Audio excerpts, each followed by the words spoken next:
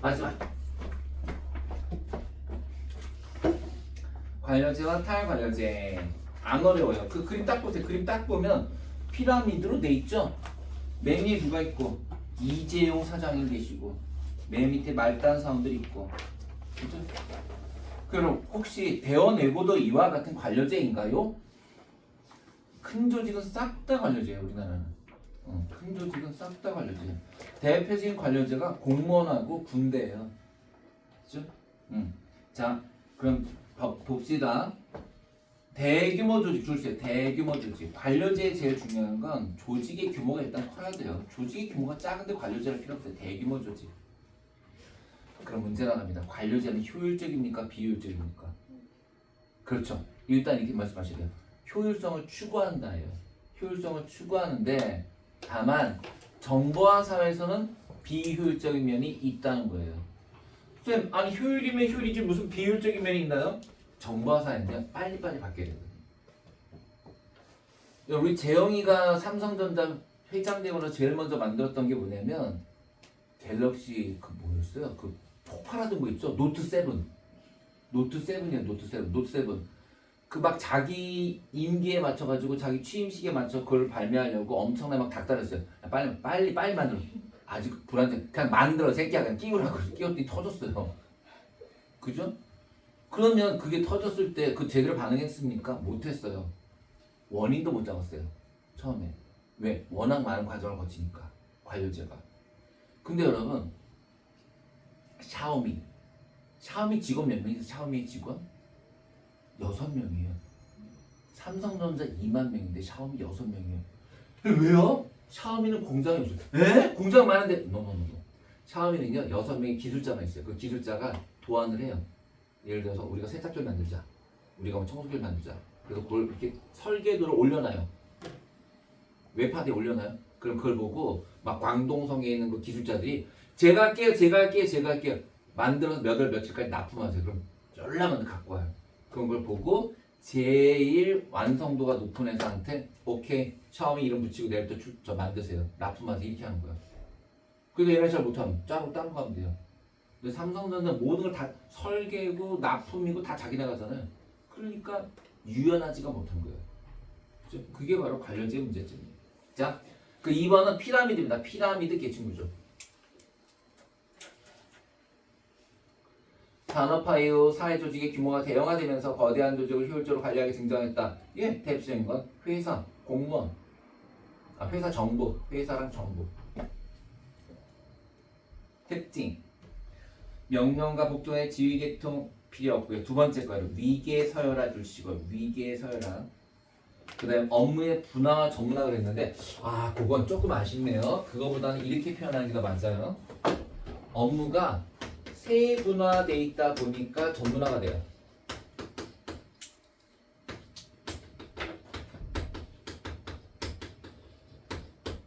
업무가 세분화되어 있다 보니까 전문화가 되는 거예요.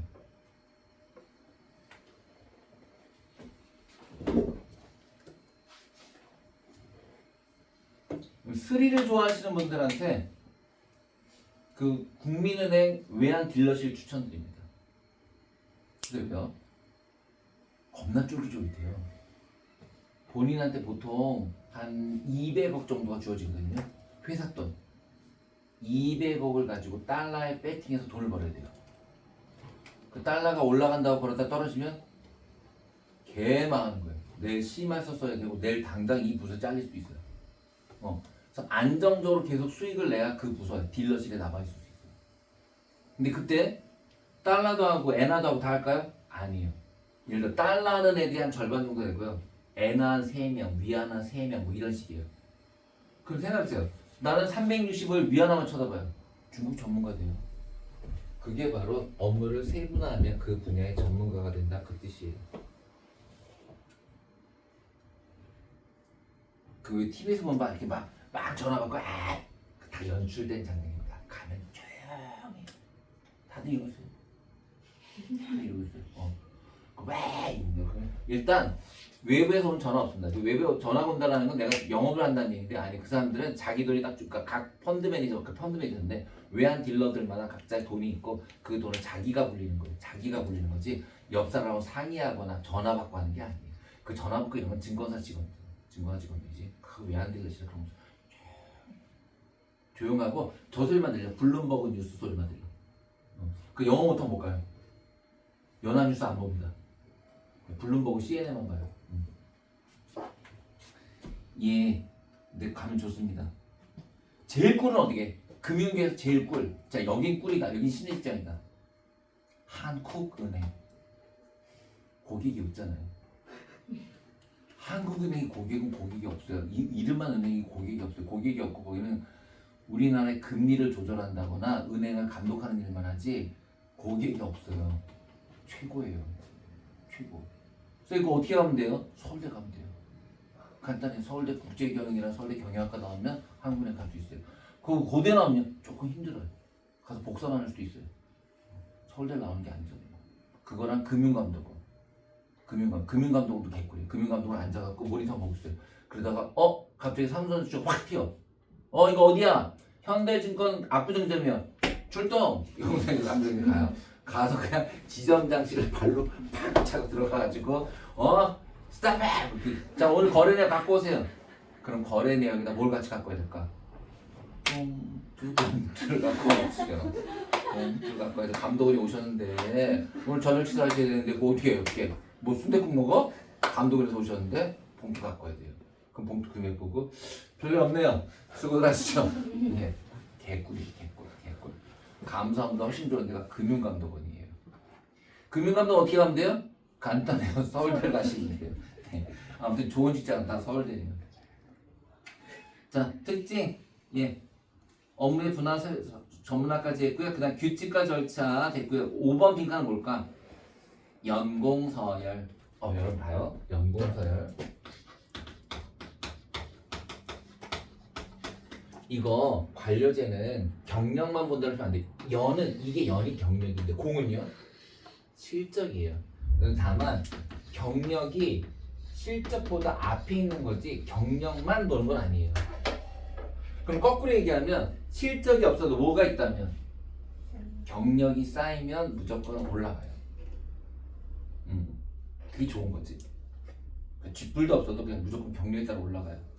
그 옆에 여러분 지위 획득의 공평한 기회 보장은 사실 이건 서로 연결되는 거 아닙니다. 이거 이해하지만 회사 안 다녀서 그래. 지위 획득의 공평한 기회 보장은 그거는 승진 시험이에요. 승진 시험. 그러니까 공개 채용 승진 시험 이 얘기예요. 자, 여기서 또 우리 권민정 쌤. 지위 획득의 공평한 기회는 타일관료제와 관료제의 공통점이다. 너 그렇게 배웠지? 이거 안 했어?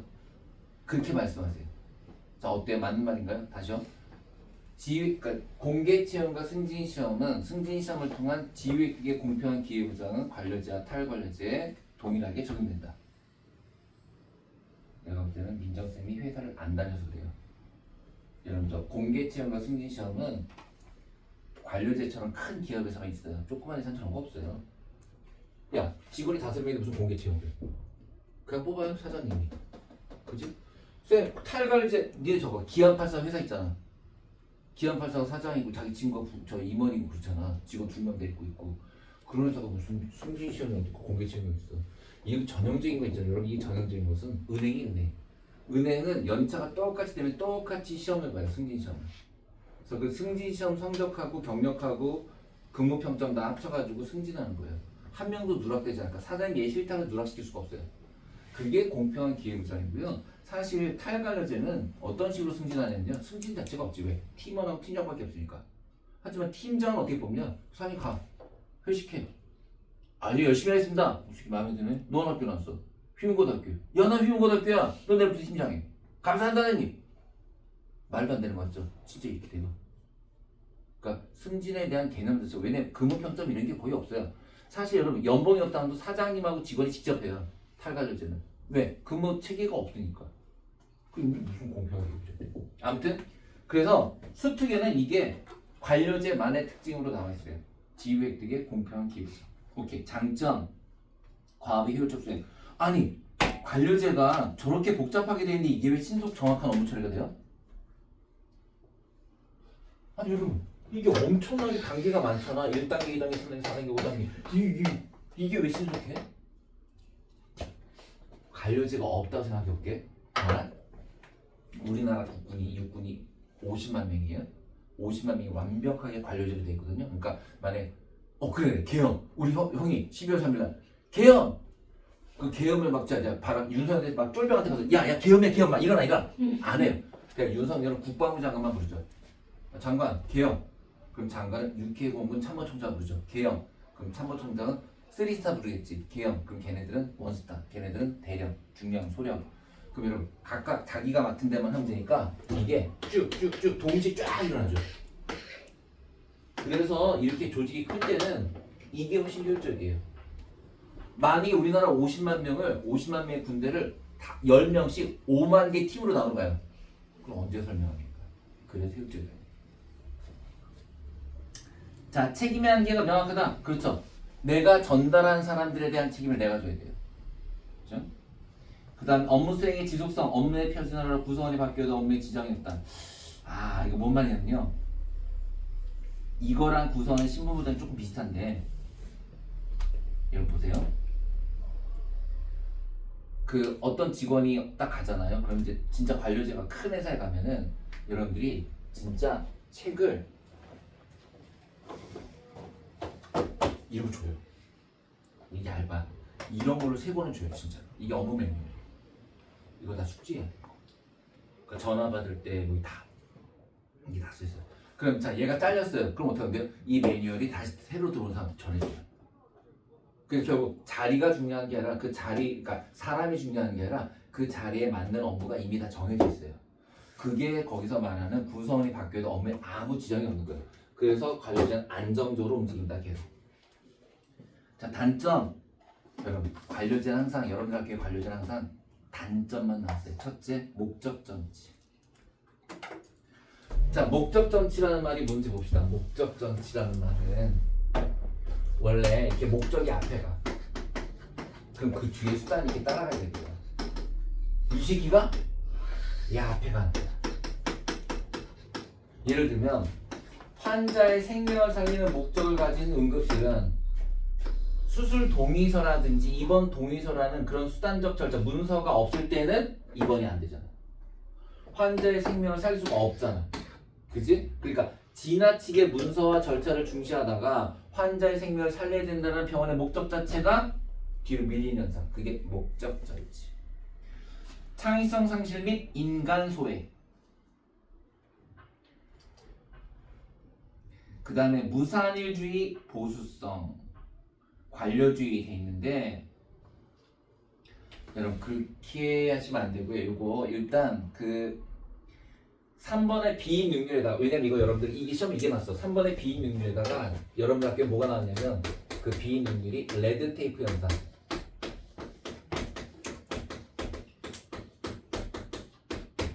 그 다음에 무산일주의에 피터의 법칙. 이거 실제 출제됐던 거예요. 피터의 법칙. 이거 쓰라고 나왔어요. 쓰라고 나왔어요. 그럼 무슨 말인지 볼게요. 비능률에서 레드 테이프 현상은 이거 영국의 공문서예요.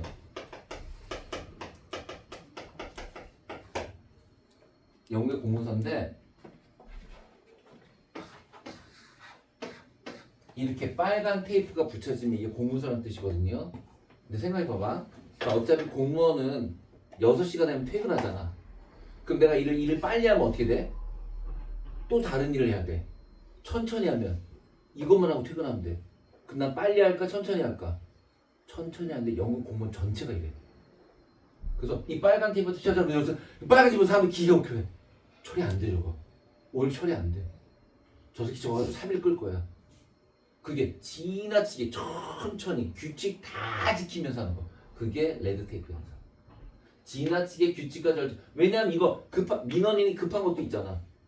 빨리 영업허가 내주세요. 내일부터 장사해야 돼요. 아니요, 결제가 아직 안 돼. 옛날 그 뭐지? 그 왜 나무늘보 나오는 애니메이션 있잖아.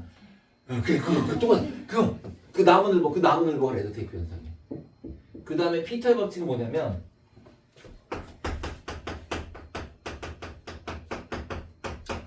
무능한 피터가 승진한다는 거야. 얘가 왜 승진해요? 아, 이런 거야. 이게 무사한 일이니까 회사 가면 진짜 딱 정말 회사 가면 딱 두 종류가 있어. 열심히 일하는 사람, 일 안 하는 사람. 근데 중간이 없어. 할 거면 열심히 하거나 안 할 거면 아예 안 해. 근데 나중에 승진은 누가 하게? 열심히 안 하는 애가 승진해.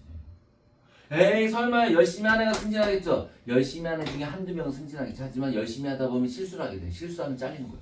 근데 열심히 안 하는 애는 실수를 안 하지. 그치? 그치? 맞아. 한 게 없으니까 실수를 안 해. 실수 안 하더라도 아까 말했잖아. 연공서열. 실적이 없어. 경력만 있으면 계속 올라가. 그러니까 최고위에는 뭘로 또 올라가. 하지만 부장까지 무조건 가. 그래서 각 회사, 그러니까 이게 피터의 뭐냐면 각 회사 부장을 쫙 봤더니 능력 있는 새끼가 하나도 없더라는 거야. 그게 피터의 법칙이에요. 자, 다음 페이지 탈관련제. 자, 관련제한 게 여러분 두 번째 정보화 사회 줄지시고 세 번째 중간관리층 감소.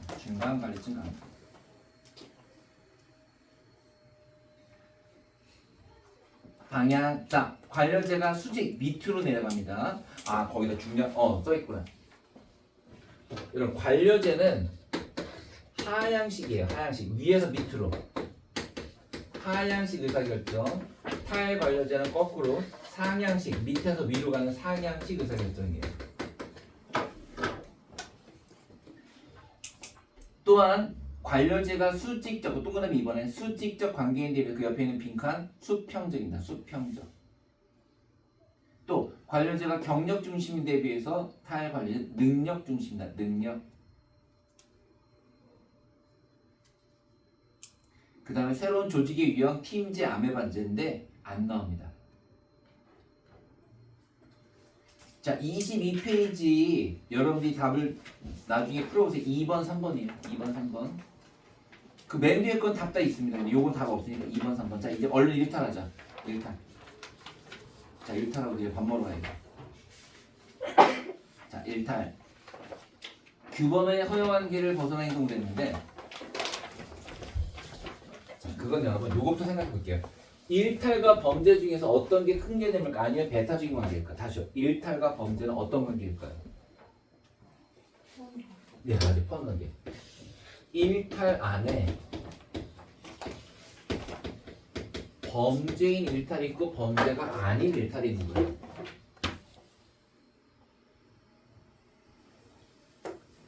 주식 투자에 실패한 아버지가 가출했다.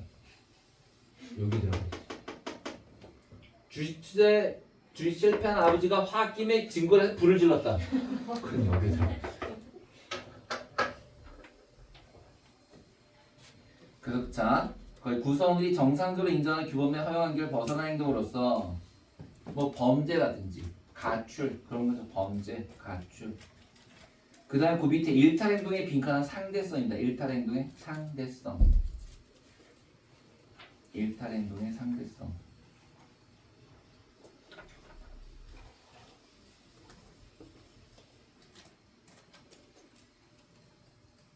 요새 엄마가 아빠 때릴 수 있어요, 없어요? 있죠, 뭐. 엄마가 제일 강자잖아. 아빠가 제일 약자고, 그지? 아빠 너한테도 지잖아. 강아지랑 약간 급이 비슷하달까? 그지? 강아지보다 못한 경우도 있는 것 같아. 그래. 그러면 그 실제로 있잖아. 엄마가 봐봐. 아빠가 퇴근하고 강아지가 산책 갔다 왔어. 엄마는 누구 밥을 먼저 줄까? 강아지. 이게 만약에 조선시대에 있었다면 대감님이 들었어. 어허, 상 차려오시오. 좀 기다리시지요. 강아지 밥을 먼저 줘야합니다. 라고 하면 쫓겨났어요. 지금은 안 쫓겨나요? 일탈의 상대성. 그 옛날에 야 정말 남자들 옛날에 살기 좋았던 것 같아. 그 옛날 선비들은요 그냥 기생집에 가면 2달씩 있다 왔어요. 그저 벽계숙과 황진이한테 2달 동안 있다 오거든요. 평양 가가지고. 근데 니네 아빠가 근데 좀 다녀올 때가 있어. 어디 가십니까? 강남 룸사롱에 2달 동안 갔다 왔어. 엄마 일단 의심부터 하겠지. 미쳤나? 그지? 제대로 안 들리지. 미쳤나 보다 이 양반. 그지? 그 뭐야? 일탈의 상대성이에요. 지금 하면 일탈인데 조선시대 하면 벽계수가 되는 거예요. 그죠? 자, 일탈의 기는 절대 안 나옵니다. 일탈을 원인을 바라보는 관점 갑니다. 거시적 관점. 자, 일탈은 왜 일어나는가? 구조나 줄세 제기능을 못함. 제기능을 못함. 쌤, 기능을 못한다는 것은 구조가 잘못된 거니까 갈등이에요. 거짓말하지 마세요. 기능을 못한다는 건 제도의 문제가 구조에 문제가 없고 일부 기능을 수행하지 못한다는 뜻이에요. 그러니까 자동차가 고장을 난 것은 자동차의 구조나 제도의 문제가 있는 것이 아니라 자동차 일부 기능이 제기능을 못하는 거예요. 그 다음에 갈등론은 사회구조가 불평등하게 이루어져 있기 때문이다. 그래서 갈등, 일탈이 일어날 수밖에 없다. 따라서 일탈이 일어났지만 그 일탈의 원인은 개인이 아니라 사회구조에 있다는 건데 여러분 그렇다면 과연 일탈이 일어날 갈등론은 존재할까요? 여러분 이게 2015년부터 일탈 이론 중에 갈등론이 이미 들어가 있어요. 그런데 출제는 안 해요. 출제는 여전히 그냥 아노미 차별적 교재 나기만 해요. 하지만 분명한 건 있어요. 포함은 돼 있어요. 그 다음 상상, 상호작용에 초점을 둔다. 됐습니다. 바로 일탈 이론 갑시다. 아노미. 자, 아노미 뜻이 뭐랬어요? 아노미? 혼란. 그죠? 오케이. 아노미는 가치관, 규범의 혼란이 가규의 혼란. 자, 여기에는 두 가지가 있는데 뒤르켐의 아노미와 머튼의 아노미가 있죠. 그런데 말입니다. 이거 기능론이거든요. 기능론이라는 것은 사회 구조, 사회 제도에 초점을 맞춰야 되는데 도대체 일탈인데 어떻게 사회 구조, 사회 제도에 초점을 맞추나요? 라고 물어보신다면 이런 거예요.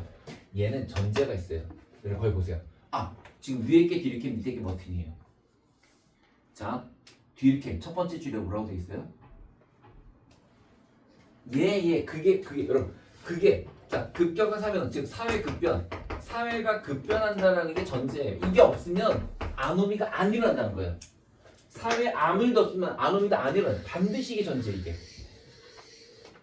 자 이렇게 사회가 급변할 때에는 일시적으로 무규범이거나 이중규범에 빠진다는 거예요. 일시적으로 무규범이나 이중규범에 빠진다는 거예요.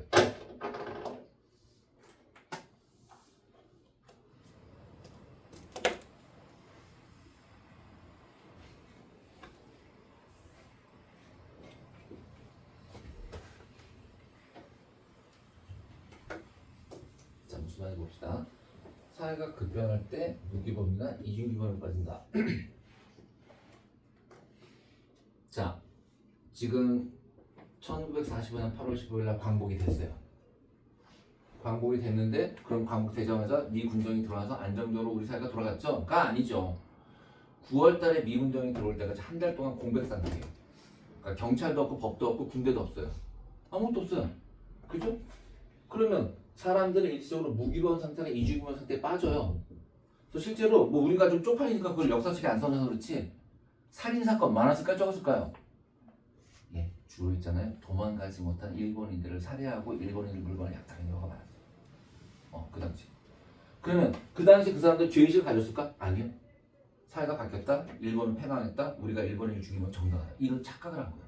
이런 착각 속에서 범죄를 저지르거든요. 그게 뒤리킴의 아놈이에요. 쌤, 근데 왜 그게 기능론이에요? 그렇게 일본인들을 죽이고 약탈한 건 대부분의 한국인입니까? 일부입니까? 일부. 대부분의 한국 사람들은 자기 역할을 다 하고 있었고요. 일부가 그런 짓을 한 거예요. 그죠? 오케이. 머튼 가볼게요. 자, 머튼은 이렇게 말합니다. 모든 사회는 그 사회의 문화적 목표가 있고 그 문화적 목표를 달성할 수 있는 제도적 수단이 있다. 그런데 이 두 개가 뭐를 일으킬 때? 괴리를 일으킬 때 문제가 생긴다는 거예요.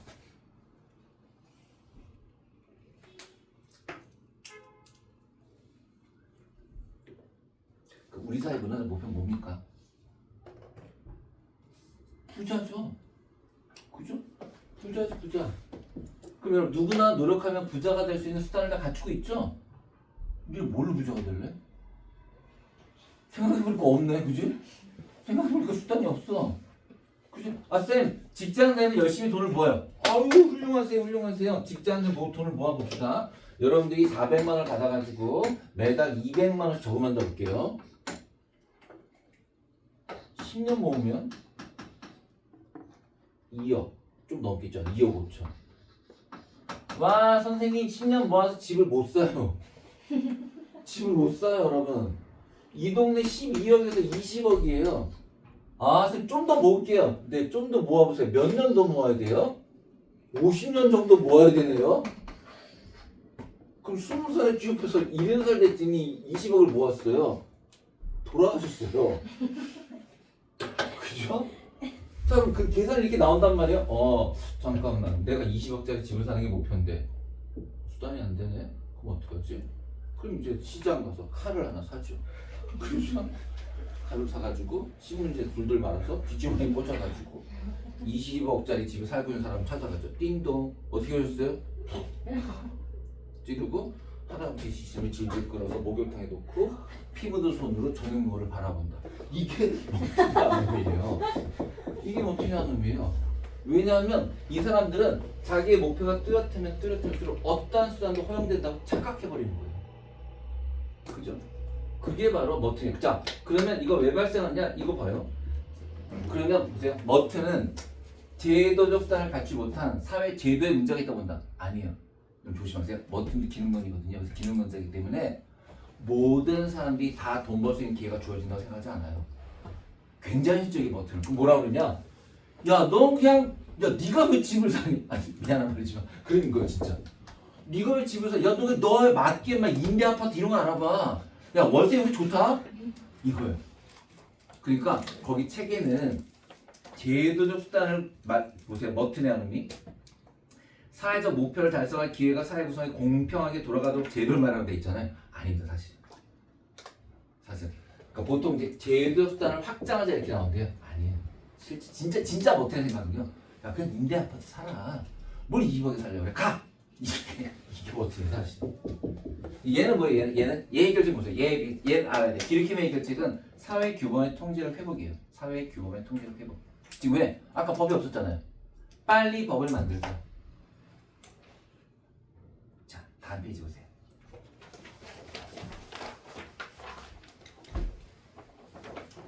차별적 교제 이론.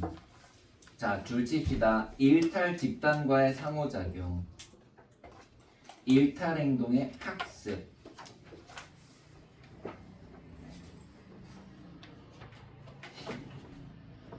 금목장이죠, 금목장.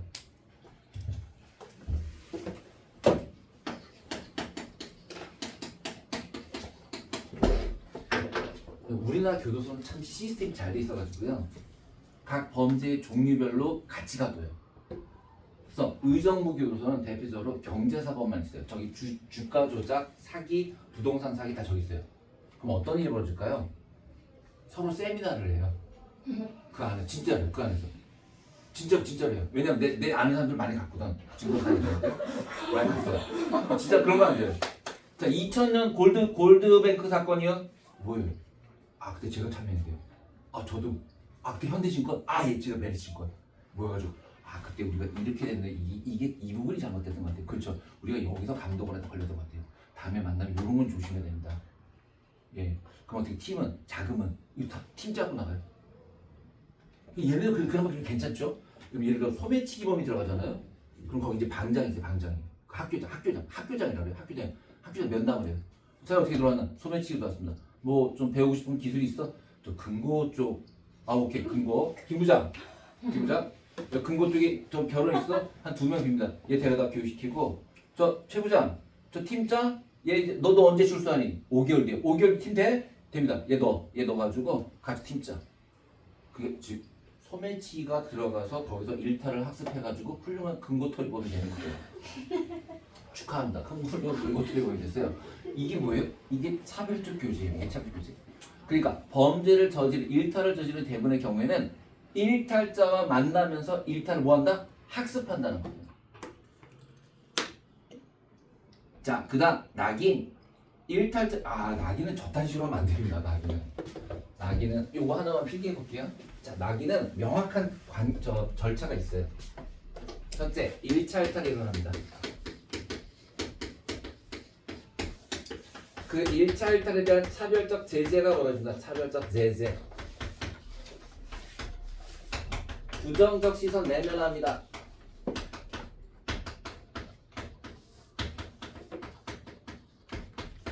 자, 이제 계속 1차, 2차, 1차를 반복합니다.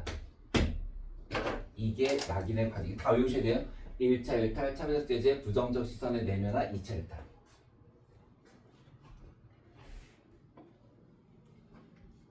여러분 거기 보시면 그 빈칸이 낙인의 밑에 있는 빈칸이 1차적 2탈, 2차적 1탈이에요. 자, 뭔 말인지 볼게요. 여러분 이거는요 굉장히 일상적인 1탈이에요.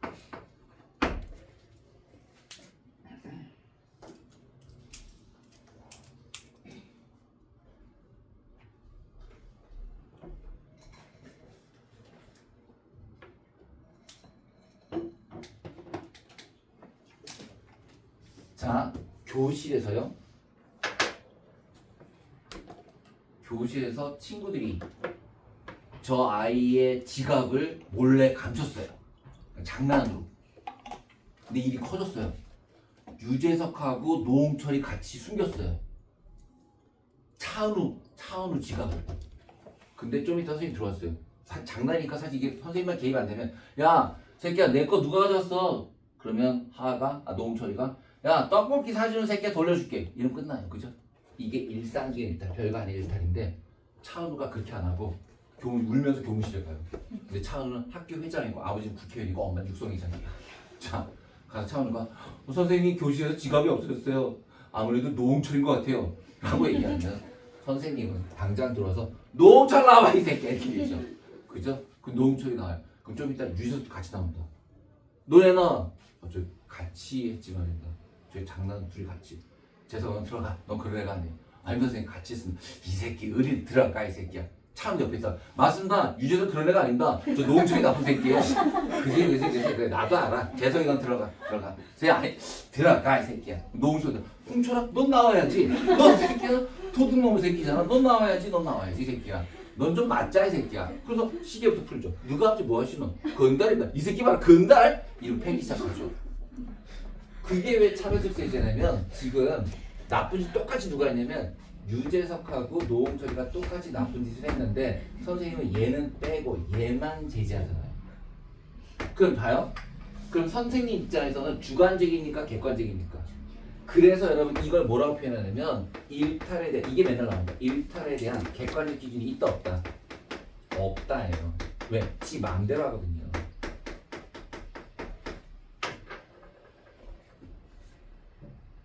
아니 그 맨날 나오는 패러디가 그거잖아. 친구란 영화의 김광규. 누가 뭐 하시나? 건달이다. 그 진짜 건달이야. 그것도 걔네 아버지. 장난이 진짜 건달이었단 말이야. 근데 이 새끼 장난한다고 패잖아. 그게 바로 일탈에 대한 객관적 기준이 없어요. 나중에 현서가 선생님 돼도 학생이 차은우하고 양세찬이야. 그게 양세찬만 줍니다. 그죠? 일탈에 객관적 기준이 없어요. 그죠? 자, 그럼 그때 맞았던 노홍철은 어떻게 합니까? 에이씨 안 그래 난 깡패다. 낙인 부정적 시선을 내면합니다. 그래 난 어차피 깡패다. 어차피 공부도 안 되는데 깡패나지. 나가 진짜 깡패가 됩니다. 이게 바로 낙인. 그럼 보세요. 낙인의 원인은 낙인 찍힌 노홍철한테 있습니까? 낙인 찍은 김광규 선생님한테 있습니까? 선생님이에요. 시선이 문제인 거예요. 자, 낙인의 원인. 일탈자로 낙인이 찍히면 지속적으로 2차적 일탈을 반복한다. 대책 성급한 낙인. 그치? 넌 깡패야 이 새끼 이런 거. 자, 그러면 정리 들어갑니다. 각 이론의 일탈의 원인과 대책. 자, 일단 기능론 앞에 빠져있네요. 거시적 관점이죠. 거시적 관점. 선생님 근데 왜 갈등은 없어요? 아까 있다고 그랬잖아요. 그럼 갈등론이 바라보는 일탈은 뭐였어요? 사회 구조 자체의 문제. 선생님 근데 여기는 없어요. 사회 구조 자체의 문제는 개인의 일탈이 없기 때문에 여기다 쓸 수가 없어요. 그죠? 왜냐면 지금 여기 나와 있는 아노미, 차별적 교제, 낙인은 전부 개인의 일탈이거든요. 근데 갈등론은 개인의 일탈을 설명하지 못해요. 자, 디르켐 지배적 규범의 부재, 즉 사회의 급변 속에서 이중규범이나 무규범인 거죠. 그죠? 아, 그리고 여러분 있잖아요. 요 파트가 서술형으로 잘 나와요. 선생님 어떤 식으로요? 디르켐의 아노미의 해결책을 20자 이내로 간략하게 서술하시오. 그걸 뭐 쓸 거예요? 그렇죠. 규범의 통제력 회복. 그지? 자, 머튼 아노미처럼 애매한 거 안 내요. 대신에 정말 많이 내는 게 차별적 교제 이론에 대한 해결책이에요. 차별적 교제 이론에 대한 해결책. 뭘 쓴대요? 아, 거기 빈칸이 있네, 다행히. 그럼 세 번째가 차별적 교제고요. 빈칸은 일탈 집단과의 접촉 차단, 정상 집단과의 교류 촉진이에요. 그 빈칸. 일탈 집단과의 접촉 차단, 정상 집단과의 교류 촉진. 그 다음에 맨 마지막은 낙인이고요. 그럼 낙인에 대한 대책은 뭐라고 쓰시겠어요? 낙인을 신중히. 그치, 낙인을 신중히. 이거 웃긴 거 아세요? 낙인을 신중히? 낙인을 하지 말아야죠. 한자 생각해. 세찬아, 너는 낙인? 낙인일까? 이게 뭐예요? 뭐예요? 낙인 치지 말아야지. 그죠? 자, 다음 페이지 보세요. 얼른 가자, 우리도. 일탈 행동을 사회적 병리 현상으로 인식한다. 그렇죠. 이건 여러분 아노미가 아니라 이건 그냥 기능이에요. 기능. 두 번째, 일탈 행동의 원인을 차별적 제재. 그렇죠. 이게 낙인. 차교로 가시면 안 됩니다. 이 차별 제재가 아까 김광희 선생님부터 저쪽에 팬 거. 최초 일탈, 1차 일탈보다 2차 일탈, 2차 일탈 낙인에만 있습니다. 와, 요거 좋네. 일탈을 규정하는 객관적 기준이 존재한다. 다 얘기해보세요. 듀르케메 아노미, 머튼의 아노미, 차별적 교제. 거꾸로 없다가 낙인밖에 없다. 그 다음 일탈 행동은 급격한 사회 변동으로 인해 만들어졌다. 그렇죠. 이거 머튼 안 됩니다. 이거 듀르케만 돼요. 상호 행동을 통해 상호 작용을 통해 학습, 차별적 교제. 야, 이거 잘 만들었네. 타인과의 상호 작용에서 비롯. 맞아요, 두 개예요. 차별적 교제는 다른 사람의 상호작용으로 배운 거고요. 낙인은 선생님과 학생과의 상호작용에서 학생이 낙인 찍힌 거예요. 그래서 두 개예요. 일탈 행동 자체보다는 그것에 대한 사회적 반응, 낙인. 자, 오늘의 마지막 문제 스텝 3하고 뒤에 있는 30문제는 맨 뒤에 답이 있으니까 숙제예요. 자, A 보자. 어렸을 때는 누구나 잘못할 수 있어요. 청소년기에 형사처벌을 받으면 주위 사람들 따가운 시선, 그 따가운 시선이 뭡니까? 낙인. 그로 인한 부정적 자아 정체성, 낙인입니다. B. 어린 나이에 일삼는 또래 어울리면 범죄를 저지를 수 있습니다. 교정실로 가게 되면 거기서 만난 사람들부터 범죄에 대한, 여러분 요거 주셨어요. 범죄에 대한 우호적 태도. 그 표현 나오면 무조건 차교예요. 범죄에 대한 우호적 태도. 낙인 아니에요. 차교예요. 1번. 낙인은 일탈이 행위의 속성에 의해서가 아니라 그에 대한 사회적 반응이 규정된다. 정답. 일탈 행동을 차별적 제재. 낙인. 상호작용을 통해 학습된다. 차교. 차교죠. 상호작용은 둘 다지만 학습만 낙인 학습이 아니에요. 그 다음에 2차 일탈은 무조건 낙인. 정상 집단과의 교류 촉진이 차교. 일탈을 신중히가 낙인. 수고하셨습니다. 그 뒤에 있는 문제는 내가 정답을 낮은 문제만 따로 마더통해서 모아놓은 거예요. 맨 뒤에 답 있습니다. 예, 풀어가지고 오시고 질문하세요. 고생들 하셨습니다.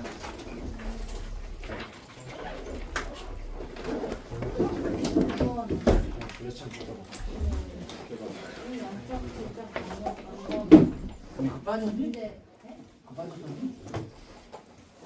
아니, 그게 아니라 이거 문제 막 이렇게